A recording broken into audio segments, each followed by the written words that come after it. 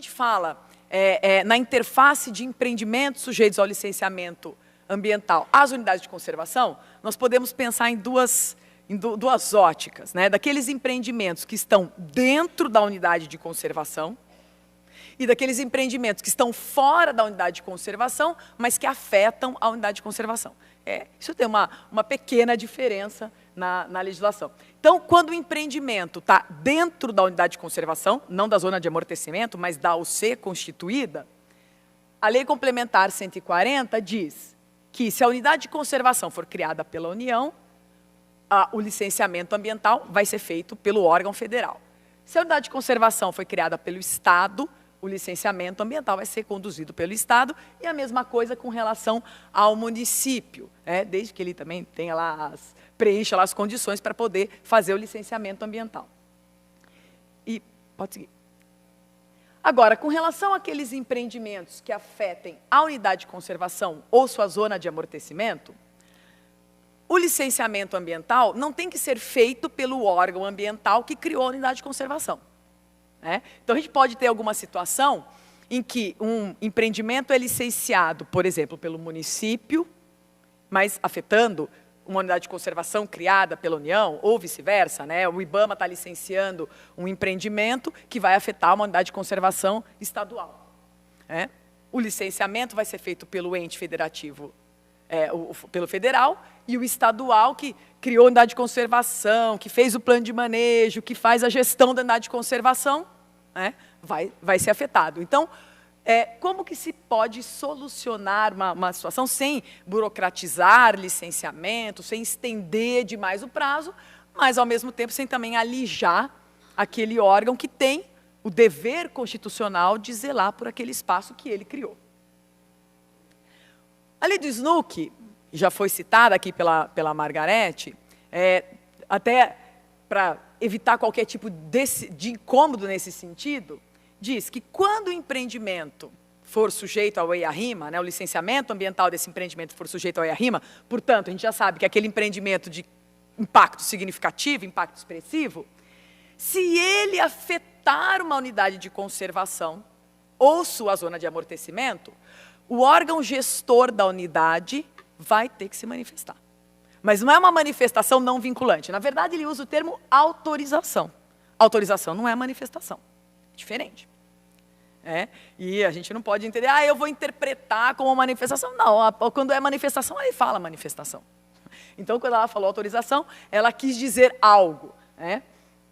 E, então, a gente pode entender que a autorização do órgão gestor é obrigatória, obedecidos esses dois requisitos. O empreendimento instalado for potencialmente causador de impacto significativo e, portanto, sujeito a EIA-RIMA, e ele puder afetar uma unidade de conservação, seja de proteção integral, seja de uso sustentável, ou sua zona de amortecimento. Eu confesso, cá entre nós, que afetar a zona de amortecimento, o órgão gestor não protege a zona de amortecimento por si só. Na verdade, ele está preocupado com as atividades desenvolvidas na zona de amortecimento que possam afetar a unidade. Então, ele não quer proteger a zona de amortecimento porque, olha, merece uma tutela. Não, os limites estão dentro da própria unidade de conservação. Então, se uma atividade afeta a zona de amortecimento, mas não afeta a unidade de conservação, em tese, a gente poderia até questionar, será que, então, o órgão gestor tem que se manifestar?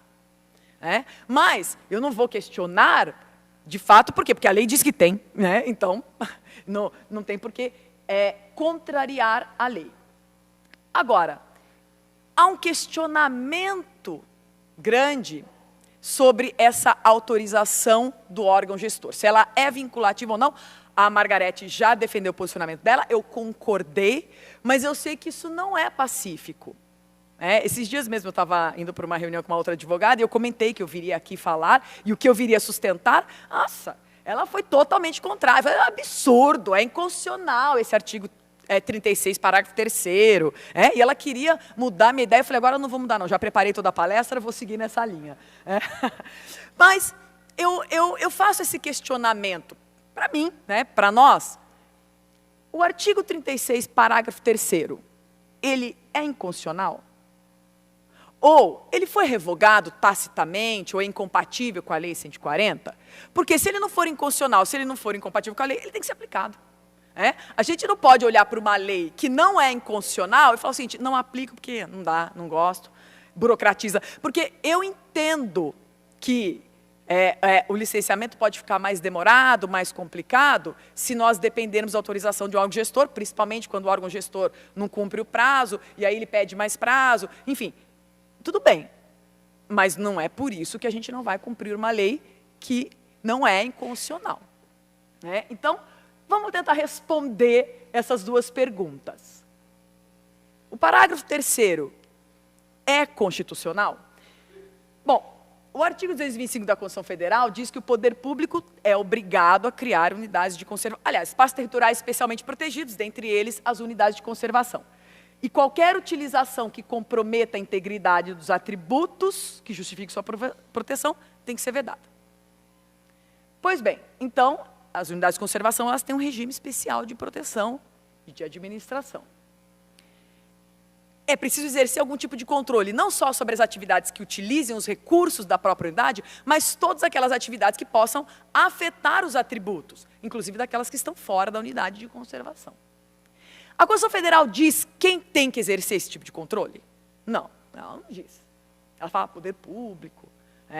Mas está subentendido que quem cria unidade de conservação tem que cuidar dela. Ele é que tem que administrar. Não é possível que o órgão, o Poder Público Federal vai criar uma unidade de conservação e falar, agora, Estado, você cuida. Não dá, né? Você que criou. Como é que é? Quem pariu o Mateus que embale, né? Não é mais ou menos isso? Então, você que vai cuidar, você tem que gerir.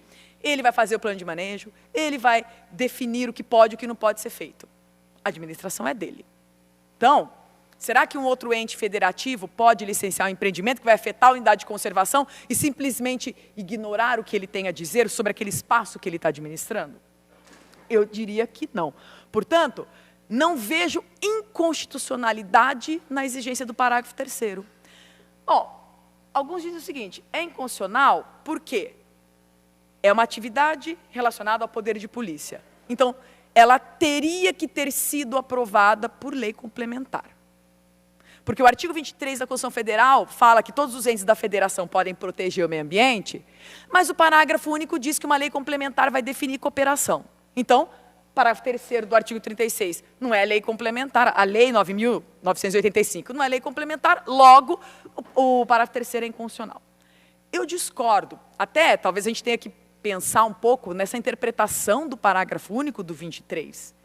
Será que ele está dizendo que qualquer atividade relacionada à proteção de meio ambiente tem que ser veiculada por lei complementar? Bom, até a Lei 140 ser aprovada, todo mundo atuava.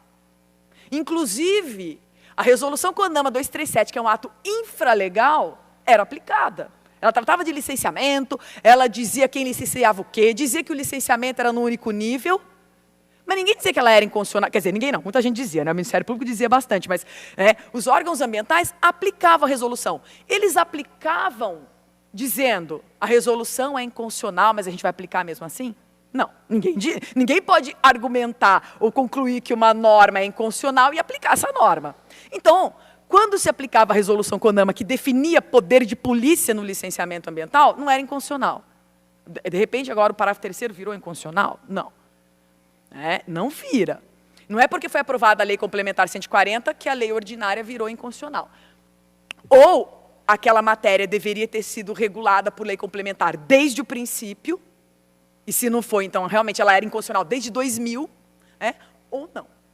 Ou não. Então, essa questão, talvez o parágrafo único queira dizer o seguinte, olha, para evitar conflitos na atuação comum de todos os entes da federação, uma lei complementar vai tentar organizar essa atuação. Agora, tem atividades da competência administrativa que nem precisam estar previstas em lei complementar, que nem há sobreposição. Por exemplo, criar unidades de conservação. Precisa estar lá na lei complementar isso? Se não tivesse na lei complementar, ninguém ia poder criar unidade de conservação? A lei complementar até fala disso, só que ela repete, para os 3 entes da federação e Distrito Federal, todos podem criar unidade de conservação. Então, nem está tentando buscar uma cooperação ou uma solução de conflitos nesse caso. E outra, tem algumas regras que não estão dispostas na lei complementar. Exemplo, registro de agrotóxicos. A lei complementar não fala a quem cabe. Quem fala é uma lei ordinária, a lei de agrotóxicos. Essa lei é inconstitucional porque ela não é complementar, mesmo tratando da competência comum para proteger o meio ambiente? Eu entendo que não. Mas, enfim, isso só para sustentar que, na minha concepção, não há inconstitucionalidade. Não cheguei ainda a falar da Lei 140, mas inconstitucionalidade eu não vejo. O Supremo também não vê, pode seguir. Tempos atrás, a CNI ajuizou uma ação direta de inconstitucionalidade contra o artigo 36 da lei do SNUC e seus parágrafos. Na verdade, o foco da ação era a cobrança da compensação ambiental, o valor, etc. E os demais parágrafos seriam julgados inconstitucionais por arrastamento. Se o artigo 36 caput é inconstitucional, todo o resto que está com ele é inconstitucional. Mas o foco mesmo era o parágrafo 1º lá, que falava do valor da compensação. O Supremo, tanto é que mal se falou do parágrafo 3º na inicial. Tá? O Supremo, quando foi julgar, ele também teve lá o seu enfoque na compensação. Ela é ou não inconstitucional, o valor é ou não inconstitucional. E ele declarou só parcialmente a inconstitucionalidade do parágrafo 1º. Todo o resto foi entendido como constitucional. Teve embargos de declaração, 2. Ninguém questionou o parágrafo 3º. Então, assim, quando for julgado o embargo de declaração, provavelmente não haverá nenhuma declaração de inconstitucionalidade desse dispositivo. Então, o parágrafo 3º foi entendido como constitucional pelo Supremo. Aí, estou em Santa Catarina, então, em homenagem ao Estado, foi ajuizada aqui pelo governador uma ação direta de inconstitucionalidade contra o parágrafo 3º, dizendo que é contrário à autorização obrigatória do órgão gestor da unidade de conservação para esses empreendimentos. E essa ação foi julgada esse ano. E o entendimento do Supremo foi o seguinte, olha, isso já foi julgado lá atrás, não posso me manifestar de novo sobre isso. Embora, eu estava falando ontem com o João, é verdade, ninguém discutiu o parágrafo 3º na ação direta da compensação. Como eu disse, ele seria julgado inconstitucional por arrastamento, não porque ele tinha uma inconstitucionalidade, porque era uma lei ordinária, não era uma lei complementar. Não, não. E aí, agora falou, olha, não é inconstitucional, teve agravo regimental, foi negado. Veja, não dá mais para discutir a constitucionalidade desse parágrafo 3º. Agora tem que aplicar. A gente já esgotou a instância de discussão. Então, agora é o seguinte, vamos ver como é que a gente consegue aplicar sem travar licenciamento, sem fazer com que um órgão mande no outro, que não é esse o propósito da lei. Mas tem que aplicar. É que nem a questão do Código Florestal. Havia um embate muito grande, tinham 5 ações diretas de inconstitucionalidade contra o Código para ser discutido. O Supremo julgou constitucional? Não adianta, agora tem que aplicar, não dá. Mas assim, mas eu não gosto, eu continuo achando que é inconstitucional. Sim, mas tem que aplicar, porque você vai reclamar para quem? Então, tem que aplicar. Agora, superado a questão da constitucionalidade do parágrafo 3º, existe incompatibilidade com a Lei 140, até por conta do que a Margarete também levantou aqui, do licenciamento ser num único nível? O artigo 13 realmente diz, olha, não dá para ter 3 entes federativos querendo licenciar o mesmo empreendimento. Vão pedir 3 estudos, um dá licença prévia, outro nega a licença prévia. Como é que vai fazer? Não funciona. Antes era assim. Antes da resolução CONAMA, era assim. E o empreendedor ficava até tonto. Ele falava, para onde eu vou? Ou todo mundo queria licenciar, ou ninguém licenciava. Não é comigo, é com o outro. Então, o empreendedor, ele precisa ter um mínimo de segurança e um mínimo de agilidade no procedimento. Então, repetindo o que a resolução CONAMA já dizia, 237 já dizia, o licenciamento ambiental é num único nível. Então, a União vai licenciar tais empreendimentos, o Estado vai licenciar esses outros, os municípios esses outros, mas uma vez definida a competência para licenciamento ambiental, é só dele. Mas o município está recebendo um empreendimento no seu território e ele vai ter que aceitar e não pode questionar? É mais ou menos assim, mas não é questionar, ele vai questionar na manifestação. Então, ele vai ter uma oportunidade, porque duplo licenciamento ou triplo licenciamento realmente é um tiro no pé. E não é essa o desejo da política ambiental. Mas, no entanto, o que nós estamos falando, em termos de ala, da autorização não é um licenciamento ambiental. O órgão gestor da unidade de conservação não está fazendo um licenciamento ambiental paralelo, como eventualmente acontecia. É uma autorização pontual que ele concede no âmbito de um licenciamento feito por outro órgão. Se é que é possível traçar algum tipo de paralelo com uma outorga de recursos hídricos também, o empreendedor precisa ter uma outorga para funcionar. Não é o órgão ambiental licenciador que vai dar a outorga de recursos hídricos para ele. E pode ser que, se ele tiver negado a outorga, ele pode ter o licenciamento ambiental, mas tudo bem, tem a interface, né? Mas, em tese, ele poderia ter até as licenças ambientais, mas não pode captar água para o empreendimento. Então, a autorização do órgão gestor, me parece, que até é uma autorização para o empreendedor. A gente faz uma leitura de que o órgão gestor está condicionando a atividade do outro órgão, isso fere o pacto federativo. É porque a lei coloca nesses termos, né? Autorização para o licenciamento. Parece que é o órgão municipal que está dizendo para o IBAMA, você pode licenciar ou não, quem manda sou eu. Não é essa a ideia. Claro que se facilita estar dentro de um licenciamento ambiental, mas é sempre autorização para o empreendimento. É o empreendimento que quer, o empreendedor que quer. Em tese, até poderia o empreendedor ir direto lá no órgão ambiental e pedir. Mas é que a lei entendeu que era para fazer tudo num único procedimento, até para agilizar, porque se ele for também cada hora num órgão ambiental, como até a Margarete pontuou, não dá, né? Cada hora eu vou ter que ir um. Então vamos fazer tudo uma coisa agregada, para poder até facilitar, até porque é o EIA-RIMA que vai também subsidiar a decisão do órgão gestor da unidade, então faz sentido que seja assim. Então eu não entendo que é um condicionamento de um órgão federativo sobre o outro, mas é uma autorização pontual para os impactos à unidade de conservação. E aí o órgão gestor também tem que entender o seu limite de atuação. Ele não está licenciando junto. Ele está fazendo uma análise daquilo que vai impactar aquele espaço que ele faz a gestão. Ele é o responsável pela gestão. É isso que diz a lei. Então também não vejo, isso é a minha concepção, uma incompatibilidade do parágrafo 3º do artigo 36 da lei do SNUC com a lei complementar 140. E agora, se não é inconstitucional, se não é legal, então tá bom, vamos ver a resolução CONAMA. Aí eu posso ver bem rapidinho, porque a Margarete tratou super bem desses aspectos da CONAMA 428.